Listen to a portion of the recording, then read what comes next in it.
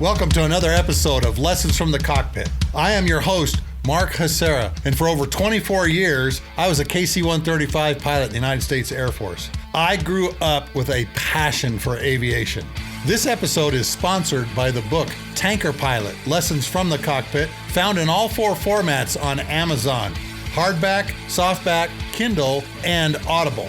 Our guests are some of the most fascinating and intriguing pilots, aircrew members, maintainers, and aviation enthusiasts from all over the world. On our show, you're going to hear some of the most incredible stories of aviation, military, commercial flying, even private aviation. But more importantly, you're going to hear their lessons learned from those stories and how those things change them, but it can be useful not only in flying, but also in everyday life. This exploration gives our listeners practical advice on how does the aviation world work, and expands critical thinking skills and expertise both in the air and on the ground. On today's show, you're going to hear about an airplane that has been flying for over 60 years, the KC-135, which I flew. And you're going to hear from our chief boom operator of the 909th Air Refueling Squadron, Kadena Air Base in Okinawa, Japan, back in the 90s. And the really interesting thing about this boom operator, there are 3 generations of boom operators in his family. Him, his son, and his grandson have all been boom operators. His son and grandson still flying the boom to this day. We're going to talk to Chief Master Sergeant Dan Jones. I just call him Chief Dan. And he's going to share with us some great stories of being a boom operator, an enlisted man, and being in a leadership position in our Air Refueling Squadron during the 90s. And man, we were busy when he was the chief boom. So, grab an adult beverage of your choice, sit down, strap in, and let's begin the Lessons from the Cockpit show. Chief Dan Jones is with us in the house today. How are you, Chief? Less than highly favored. How you doing, sir? I'm doing fantastic, Chief. It is great to have you on Lessons from the Cockpit and to hear your story, because you and I go way back. Yeah, way back. Why don't you just tell all of our listeners a little bit about yourself and how you and I came to know each other? Oh, certainly will. Well, I started out in the Air Force in 1974 in fuel system maintenance on fighters. And at the 6-year point, I said, well, I don't want to do this for my career. I want to fly. I always wanted to fly. So I had the opportunity to go up on an incentive flight with the Utah Air National Guard, and from every field to B1 and F-15 that day, and I was hooked. I'm done. So I cross-trained, and at that point, at the 6-year point, spent the next 16 years as a boom operator, being very fortunate to be stationed there on several bases, lowering, lowering for a few years. Got to go to a good assignment at Robbins. Stayed there for about 4 years and went up to Blytheville. That's when I got the opportunity to go. We had too many 8s at that point. At that time, I'd made senior master sergeant. And so I got to choose who went to Okinawa. So I said, I choose me. I went over there, and of course, that's where you and I met, Mark. And oh, yeah. Good gracious. I got there 3 days after the Gulf War kicked off. You were already gone. Already deployed, and I got to meet you and a lot of my crews, a lot of my boom operators when y'all got back from that. So that's how we met. We got to fly a little bit together, and I got to share a lot of good, interesting experiences. A couple of them I think that I'll be happy to share here in just a few minutes whenever you do that. Chief, you are a great leader over there too. Man, look, I think of all the young booms we had. Some of them first assignment let loose on the island of Okinawa, you know. Yeah, that was different. But we had a great team, though. We did. We had a fantastic team. We had incredible leadership, and then we became a combined wing with tankers and fighters and AWACS and C7, the C-12s, the helicopters. That was really an unusual place. The 55th in there, search and rescue, yeah. And of course, you had all of the RC-135s. I've got a picture, Chief, of every version of the RC-135 on the ramp, all of them flying operational missions. That don't surprise me at all. Every time you seen you had a camera with you, and I'll tell you at this point, one of my favorite pictures I have you sent to me several years ago. You was in the boom pod. Mm-hmm. We had a student in the seat, and I was over there as instructor, and you took the picture. There's the chief over there, this big mustache. I still have it. Man. I got it mounted in my house. So. Oh, yeah. Perfect. Yeah. So, Chief, you've got a lot of experiences because of working in fuels and then being a boom operator for so long. Mm-hmm. So why don't we go right into some of your stories and what did you learn and some of your lessons learned? Let's get right into it. Okay, good. The first thing you talked about was teamwork. And I had three things I really want to talk about.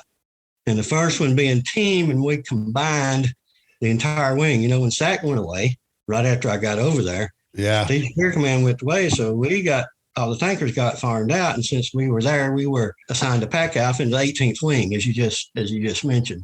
Teamwork really comes in. I'm going to tell you about one of the experiences we had. As you probably know, that when the fighter set goes somewhere, in this case, we had a 6-ship that was deploying out to Malaysia. And so they had a planning meeting, and Captain Wojciechowski, his call sign was Wojo, come over there, and he was, you know how they do it. They put one of their pilots in charge of the mission. We had that deployment meeting. He comes, Chief, what do I do? I haven't got a clue what we do.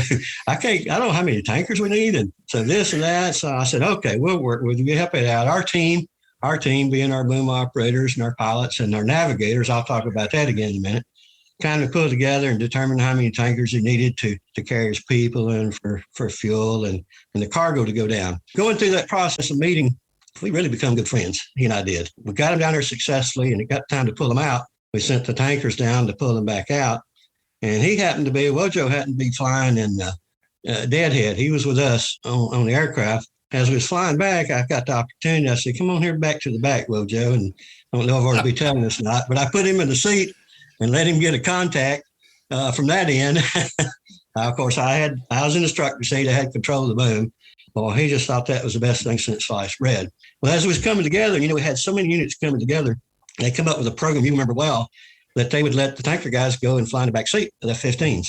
That is everybody except the boom operators, because we were enlisted. So I went to the OG, the colonel, and asked him, hey, look, we really need to do this because, we have more reason to be back there and see it from that end than anybody does. Absolutely. Well, he didn't agree.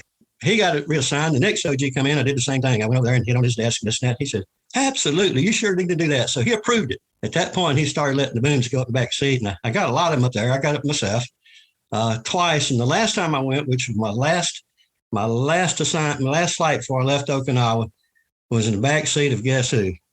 Wojo. Oh, really? Yeah, I was in Wojo's back seat. Oh, that's awesome. You're talking about an experience. Also puking twice. That's just me. But that was part of it. It was worth every bit of it. And I got to be in his back seat, and he let me do a lot of different things and experience some things that I never would before. So what was our lesson learned out of that? Our lesson learned was teamwork. Teamwork, not but just within our squadron, not just within our air crews, our pilots and navs and boom operators. We got everybody together because, of course, the fighter squadrons are not used to enlisted flyers. And by pulling us together like that, I thought that was the best thing. It made the mission work so much easier and so much easier going forward. That was a lesson learned about pulling together and teamwork. And that exercise went off without a hitch. You know what, Chief? I didn't know that you had been in the OG's office to get that going. I remember going up to Korea and seeing one of our booms in the back seat. It was like a 5-hour mission. 5.5-hour mission. Remember those Korean KTAC sorties where they'd go up and cap on the border for a while? And the boom, geez, I can remember his face, can't remember his name, was in the back seat of the D model. And I remember looking out and seeing him on the wing, and he was adjusting his oxygen mask and everything, had his elbows up on the canopy sill and everything like that. It was just an awesome experience for our boom operators to go, hey, I know what it's like being down there as well as up here. Man, I appreciate that lesson learned because. Oh God, you don't know. I mean, I was soaked. I had sweat in my boots. It was such an intense flight. And he caught me one time when I was adjusting the radio or something in a turn. And I know what tunnel vision is now because I got that close to backing out. I think he pulled about 9 G's in. That was an experience I'll never forget. I got off and I says, I know you and I, we boom operators and pilots, we pick at each other, but we all for the same mission. I took my boom operator patch off and gave it to him. I said, here, this is yours for letting me do this. So, that's cool. Yeah, that was such a good experience. And had a large time doing that. Certainly. Well, I had 3 rides in the F-15. Okay. My last ride, Chief, in the F-15 was with Captain Ken Cruiser Wilsbach, who is now the PACAF commander. Wow. He's a 4-star general now. Oh, what a story. All right. And he G'd my lips off, Chief. Oh, 8.2, 8.2. He said, hang on, Sluggo, and went right to 8.2. We come out of it. He goes, are you with me? Well, yeah, kind of. Okay. Like you said, you just see that little bit behind the seat. What an experience. It is. And hit up with the tanker from that end and see the boom, it looks small from us from up there, but that's a large unit when it's right there next to your head. Oh, I know. 36 inches away. That's how far it is. 36 inches. That's right. Just a little bit over a meter. That's awesome. That's awesome. Teamwork. What I was going to say was remember when we first got together and we had that, like, we were marching on the ramp coming together as a wing. We're all looking at each other like, what are we going to do now? Who are you? I remember that very distinctly. But I remember also General Cliver said to us, the brigadier general who was our wing commander, I want all of you to recognize each other's voices in the plane. And I remember distinctly being able to tell who I was refueling by hearing his voice in the airplane. Wojo had a kind of a distinctive voice too. Yeah. You always knew when he was up there. So, That's all right, what's the next one? Next one is a weird topic. It's called, I call it technique to procedure. And let me kind of explain that. This is a funny one. Diego Garcia run out of beer. All the clubs, everything on Diego Garcia run out of beer. So they says they didn't have anything else but a tanker to carry it down there. And at that time, we didn't have the roller and the pallet system. Guess what we had to do? They had just truckloads of beer out there on the ramp waiting to be put on the tanker. My gosh. We had to build cargo bins. And building them things up is a challenge anyway. But we put them cargo bins together, and can you imagine picturing in your head cargo bins from the bulkhead back to the boom pod, and every one of them full of beer. These procedures, we didn't violate any of the -1 or -3 putting them on there, but you talking about trying to calculate the weight of that beer, putting in bins, and just have them completely full. It was a challenge, and it was, again, teamwork, everybody coming together. You calculate the weight, you calculate how many we can put in here, et cetera, et cetera. So that was interesting. All I can say, if that bird was to went down, they'd probably still be smelling beer from here in Mississippi. Diego Garcia. But that's one of the most interesting things I did, but it was technique. Putting those bins together and strapping them down with straps in every bit different direction. You couldn't even walk back there. But the other technique, and this is one you're familiar with, and we talked about, getting that F-15 engine on the 135. Oh my gosh, I remember that. Again, we're not violating the procedure, going by the -3 to put it on there, or actually it was a -9. I think what they call the cargo load manual. The -139 was cargo. Applying the techniques, you might remember this. You can move that thing back and forth inches to get in that door, but if you take a little hydraulic fluid and put it between two pieces of plastics on them wheels, boy, it slide like a baby. Them things will slide right in there. So again, that's technique that you just learn by doing, still not violating the -9, the manual. We learned that when we was doing that. Lee models, J57 engines. Am I correct on that? Day models. But anyway, we kind of learned that back then. So yeah. So if you take a little hydraulic fluid and put it between some plastic and put it on them wheels, you can slide that engine like it weighs 10 pounds. I had no idea that's how you got it on the plane. Yeah. I remember the problem was getting it around the corner. Yeah. You could get it into the airplane, but swinging it around that corner so that it now goes down the fuselage instead of 90 degrees of the fuselage. I didn't know you guys did that. Yeah. That's the first I've ever heard of that. Yeah, that'll make it slip right in there. Well, you can sit there and play on that, turning that thing 90 degrees by back and forth 2 or 3 inches, or you can stick your little hydraulic fluid between some plastic sheets and slide that thing right in there.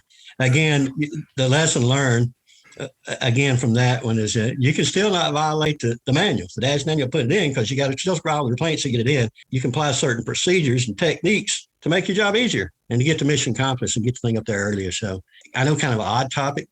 We all know we all have our own techniques. You have your own techniques in flying the aircraft. Oh, yeah. We used to say that in the boom pod, this is procedure. This is what you got to do. But if you try it like this on this aircraft, it might be a little bit easier. So, gosh, that was fun flying an aircraft. It really was. The last few years, I more or less flew a desk rather than an airplane. But That was the good old days. That was the days when in Okinawa, I can't tell you, that was probably the highlight of my career, no doubt. Oh, it's the same here, Chief. I mean, think of all the things that we had going on. Like I mentioned, all three versions of the RC-135 on the ramp flying operational missions because the North Koreans are shooting missiles again. So we've got the Cobra Ball, we've got the Combat Scent, we've got the Rivet Joint, the AWACS is up there. And the exercise we were putting the engine on, we called it ZZ Top. And we sent you guys up to Masao with that engine on the airplane, 3 tankers, 12 F-15s, the AWACS to go play with the guys at Masao on the F-16s. And I remember the ops group telling us, let's come up with some load plans so that when we have to do this, we know what we need to do to get it all on the jet. I had no idea you used hydraulic fluid to get it around the corner, though. Yeah. Just a little trick. It's good. Well, I mean, I like to say I come up with that idea, but I did earlier in my career. I saw that on the other engine. So there's a great lesson there. I remember listening to one of the F-15 guys that was actually in our wing, Rick Tellini, and he talked about this intuitive expertise where you're in a situation, all of your training and all these events that you've had happen throughout your career all come together to help you do the mission. You were able to remember that, oh yeah, we can put some hydraulic fluid down on some plastic and this thing will scoot right around. All the young boom operators are probably looking at you like the chief's gone out of his mind. Yeah. But think of what they learned from that. Right. By saying, wait a minute, he's done this before and it worked. As a matter of fact, it worked really well. Yeah. Lesson learned. You have next time you're in a situation when you're on a tight time schedule, save yourself a little time here by doing this. Nothing wrong with it. That's the way it works. Yeah. Yeah. What did Gino always tell us? Work smarter, not harder. Yeah. Man, what a group of commanders we had. Gino and Dale Bible. Good gracious alive. I was down at Gino's house last year. I think it was last year. And Dale and Gloria were there visiting. It was great to see him. He had just retired from the airlines. Dale Bible had just retired from the airlines. We were sitting out on Gino's deck that's out over the water, just sitting and talking. It was great. But I mean, it wasn't just in our squadron. We had great commanders too. Like our ops group commander, remember, unfortunately committed suicide. Yeah. And then what was his name? That was the one that gave us the approval. That's the one I worked with to get us to. That was Colonel Wilson. I don't remember, but he gave us the boom operators approval to go back there. Was it Wilson? Wilson. Yeah. It was Colonel Wilson. Yeah. And, what a good guy. And then we got Randy Bigham after him with Cliver and Bigham. Man, that was a great time to be alive. Yeah, it really was. Great time to be at Kadena because we were so involved with stuff. And remember, we had 5 Class A mishaps during that year and a half too. I remember when we lost Hoss. That was that's such a sad time. And that group of PJs that hit them R's up in Korea. Yeah. Man, you just still want to sit down and squall about that. I saw his wife not too long ago on Veterans Day last year. She's remarried and works over at high school and everything. And because I was talking about him on Veterans Day, why do we do this? And I think that's another great lesson learned is you're going to work with great people, and some of these great people that you're going to work with. And he and I went to college together, so we'd known each other for a long time. Yeah, I know y'all was close friends. My buddy John Kendrick got killed in a midair collision over the LOC with an F-16. One of those things that happens when you're in that business, It is, those young PJs, those young airmen, and a helicopter load of them. I had just talked with all them guys, and just again, that was part of our purview of bringing together. And thing I knew those guys go up there, hitting some wires low level, and I still don't squall about that. See, and I remember that I was the SOF that day. Oh Lord. Remember Keith Ward? I remember the name. One of the great instructors in our squadron. The pilot of the helicopter was one of his closest buds. And he came in to fly. And I said, there's a helicopter down. There's a lot of things going on right now, Keith. He had to go out and fly. And he went out and fly the mission. It wasn't until he got back that we found out that his buddy was flying the helo. That's tough. Yeah, it is tough. That is tough. Well, if you're ready. Yeah, great stories, Chief. Keep going, man. These are really good, Chief. Keep going. All right. One more was, and I call this one Esprit de Corps. Esprit de Corps. And you know what that means. Mm-hmm. So my final assignment, when I left Okinawa, I actually got recruited to go to this job again out of Okinawa. I liked to never got my wife to go over there. The only reason she went, so they had her church, and they did. And thank God they did. That's where I ended up getting saved. That's another story. But anyway, I got recruited to go back to take the schoolhouse at Altus. That was my last year in service. My final assignment as ops super. Those days we call it the wing boom operator, but then they call it ops super because we had what we call the DO, as you know, was now the OG. I had an OG. A good man. I think he went on to make 2 or 3 stars himself. But at that point, at the schoolhouse, we had not only boom operators, we had flight engineers and load masters as well. So I was kind of the ops super over all 3 of them groups. And so I kind of had a little challenge. We did like we do in airplane with the crews. We like to pick at each other, but, we have a lot of fun as well. So I kind of took that on to bring all of our 3 groups together and start having some camaraderie between us. In fact, we had one thing we called an unofficial wing dining out with just some 3 enlisted air crews. I didn't know it, but they had planned it in advance. And they actually kidnapped me. They kidnapped me and put a hood over my head and took me to some location. I still don't know where it was, and had a trial. But that was one of the best times because that time it showed that the 3 of us 3 groups had come together. All 3 of us had come together, the boom operators, flight engineers, and load masters. And so at that point, my final year, I saw some things that I really would like to change. And one thing I instigated there that wasn't going on. Now, keep in mind, I know things are different now because it's been 26 years since I retired, but I started a wing pin-on ceremony for the boom operators. They didn't have that. I said, we're going to do this. We're going to give you some recognition. I can tell you what I got to do. I got to stand before those classes, because I go through the academic session and they went through the flying portion of it. I got to stand before the classes and telling all students how fortunate they were to be a boom operator. And I didn't say that lightly. I didn't spend just a little bit of time. I said, do you realize that you have the best job in the Air Force for an enlisted man or woman? I can tell you that from fact I've been on the other side, not to downgrade any other job in the Air Force because every one of them is important to the mission. It really is. That's something you got to be proud of. You got to hold your head high. I remember one incident where, it had civilian instructors over in the academic part, and most of them were retired military, aircrew members. And they called me one day and said, Chief, I'm having some trouble with these students over here. They just won't come in or they ain't trying. So I think it was 4 to 5 o'clock on a Friday afternoon. I said, all right, have them all in dress uniform. I want information outside the classroom.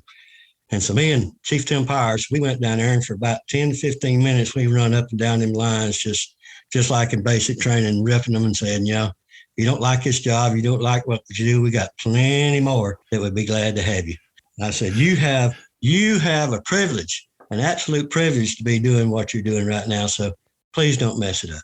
The lesson learned, I would say that is not only for our career field, but every position. A pilot and navigator, I'm going to speak about in a minute. Be proud of who you are, what you do, and that you get to serve in our Air Force, the best Air Force in the world. The mission will get accomplished so much better if you love what you're doing, if you get along with your people. And I can tell you, Mark, I love being a boom operator so much that I made my son one. And now, would you believe that my grandson has now just got fully qualified. So I have 3 generations right now. I have a son and grandson still serving as a boom. I'll tell you, I was going to say something funny about a navigator. So I never flew without a navigator, never flew without one. My grandson has never flown with one. He didn't even know what one is. I don't even have a spec for the aircraft anymore. So you're talking about the difference in what's going on and just how much things have changed since I was there. And I don't know, when was it that you come out of the aircraft for retired? What year was it? I retired in 2007. 7, okay. Yeah, I retired in 2007. So I saw flying with navigators and then flying with Pacer Crag. Mm-hmm. And I also saw flying with the old water wagon engines and the R model engines. Okay. I started on the water wagons. Yeah, exactly, Chief. And those long takeoff runs and, hey, Cope, start the water, Right. You see that 1,000-foot marker go by and you say, well, are we going to get off the ground or not? 1,000 remainder.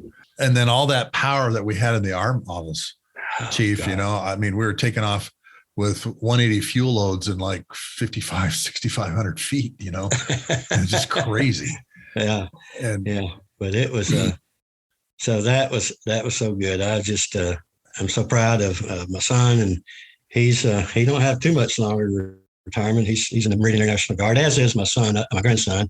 I tell you what, it was no days like we had when we were back there. It was just, like you said, we had a lot of good things, we had a lot of bad things. We all learned from it, and it made us better today. I tell people I went from a wash and wear flight suit to a business suit. I've been a financial advisor for these last 26 years, but good gosh, thank you for letting me run my mouth and let me reminisce about, some of the best days of my life, and just getting back with you.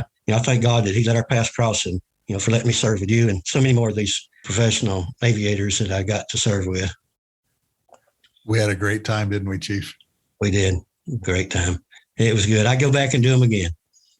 Oh yeah. I tell everybody, if I was 20 years younger and 20 pounds lighter, I'd be there. Exactly. Yeah, I resemble that. Yeah. People ask me, well, when did you leave the Air Force? And I always say, about 30 pounds ago. Yeah, that's good. Hey, so you've got a son or a grandson at Meridian? Both. And I don't know how they worked that out, but to let them in the same unit. Well, of course, they won't fly together, but both of them are in Meridian.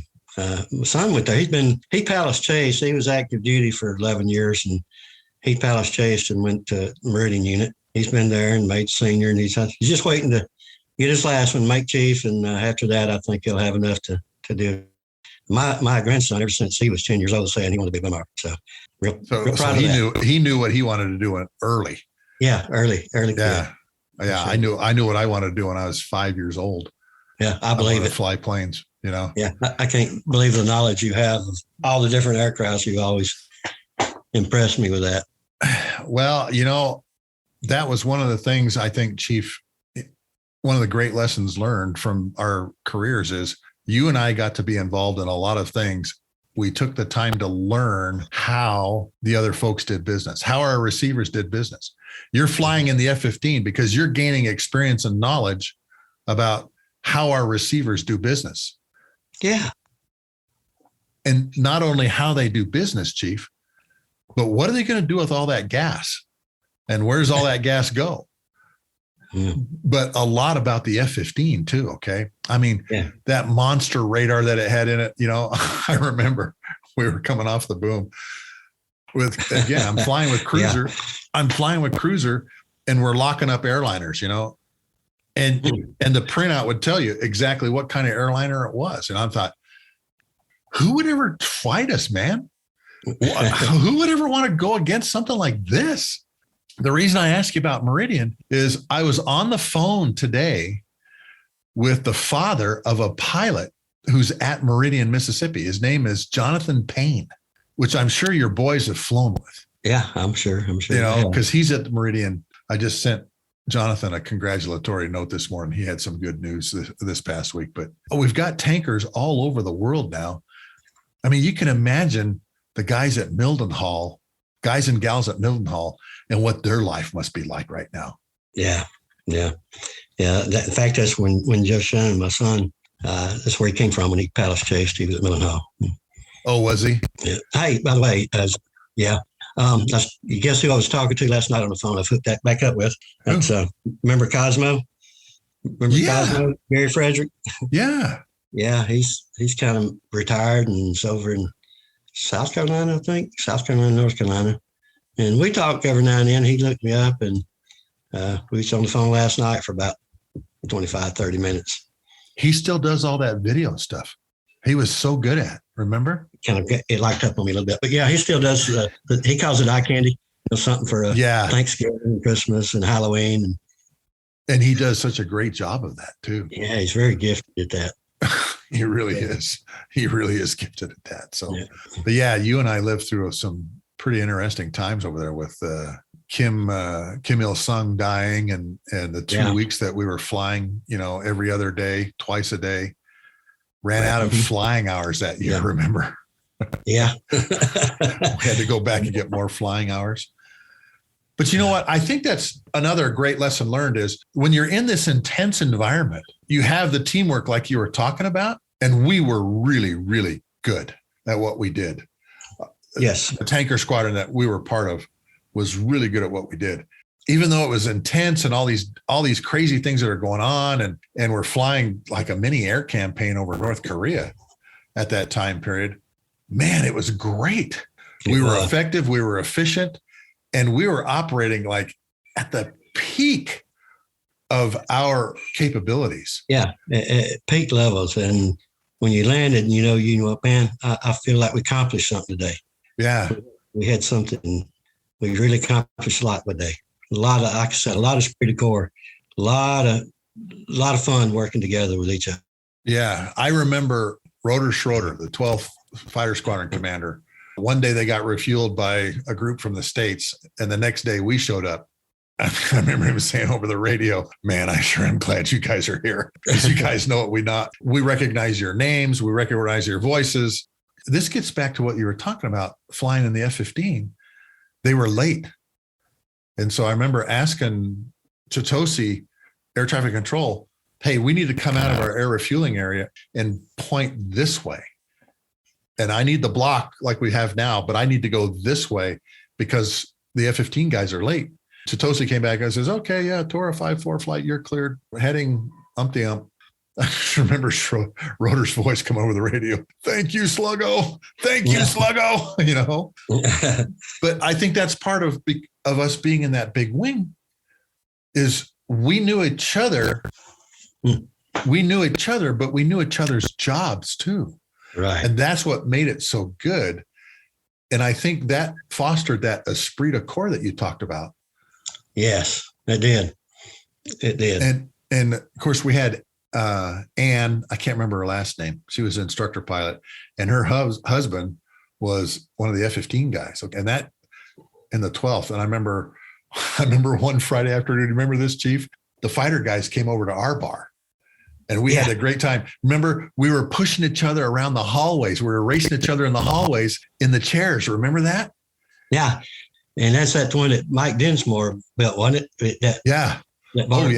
And it was fantastic. Remember, he went down and got all the driftwood off of the beach and shellacked it all. That was a beautiful bar. Yeah. That Mike Dinsmore. And the plexiglass was gone off my desk, and he said, left me a note. Sorry, Chief, I had to have it.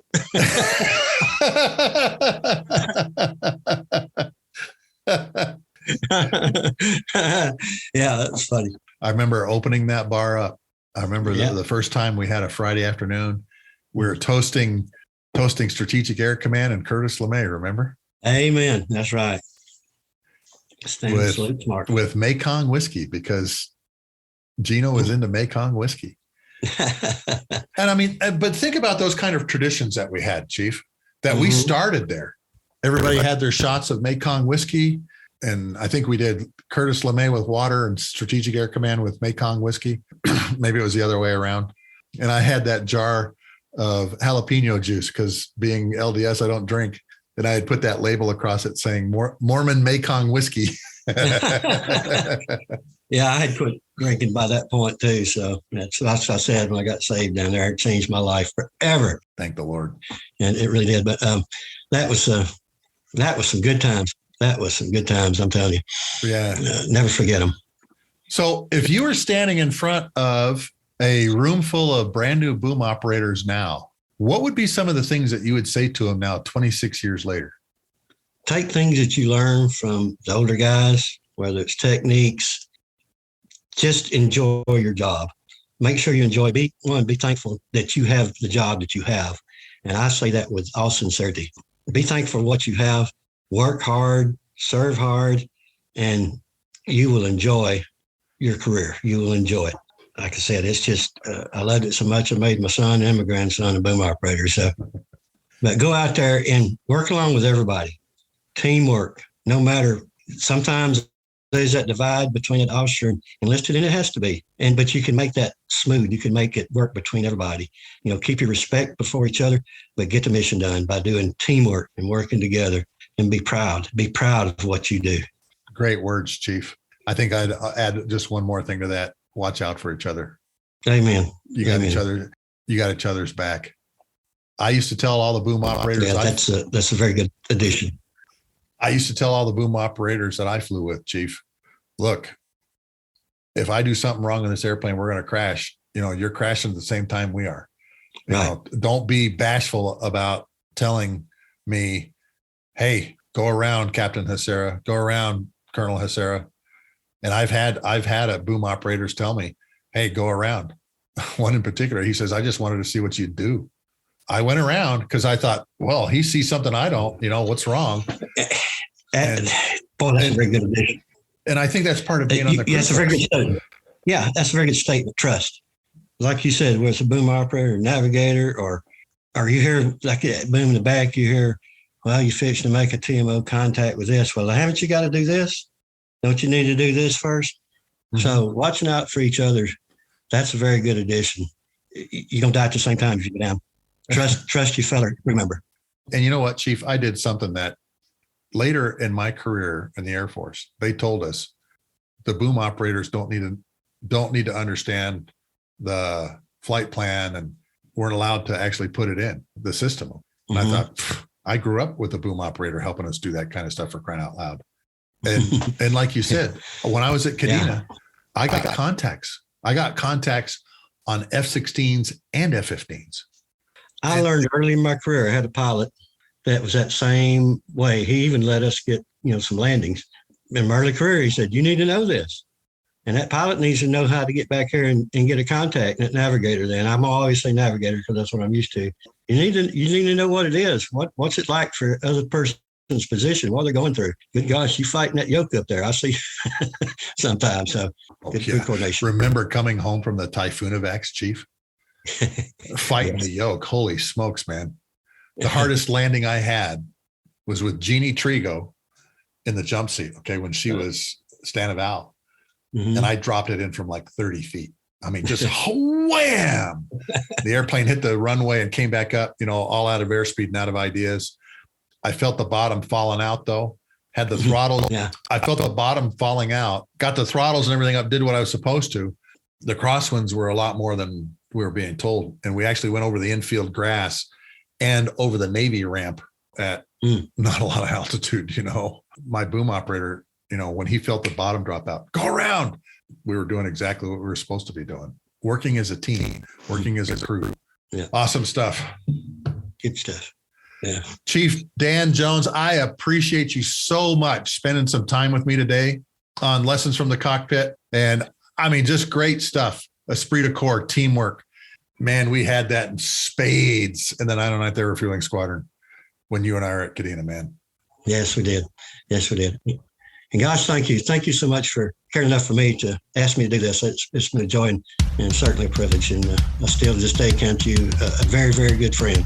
Same to you too, Chief. What a great time to be alive. I look back on my career at the 5 years that I spent in Okinawa, Japan, flying the missions that we were flying, with the leadership that we had in our wing, some of the most intense flying operations that I ever experienced during my career, and living in the Okinawan culture as the best time of my flying career. And it was the time where I learned the most because I had leaders in the squadron like Chief Dan Jones. This episode was sponsored by Tanker Pilot, Lessons from the Cockpit, found on Amazon in all 4 formats: hardback, softback, Kindle, and Audible. This episode and previous episodes of my show can be found also on my website at markhacera.com. In the show notes below, I have links so that you can buy Tanker custom aviation art for the walls of your home, office, or hangar. There's an R model. Matter of fact, it's 8874, which had my name on it, and also a KC-135E model that you can purchase for the walls of your home, office, or hangar. On next week's show, we're going to listen to an incredible story of chasing Russian submarines during the height of the Cold War in the 60s and 70s. Our guest was a pilot in the P-2V Neptune and the P-3 Orion, and wait till you hear what they were carrying around with them during the 60s, waiting for the balloon to go up and World War III nuclear war begin between the Russians and the Americans on next week's show. I appreciate you joining us today and hope that you will share this episode with your family and friends. All the episodes are found on my website at markhacera.com under the podcast pull-down box. Look forward to talking to you again next week. Have a great weekend, folks.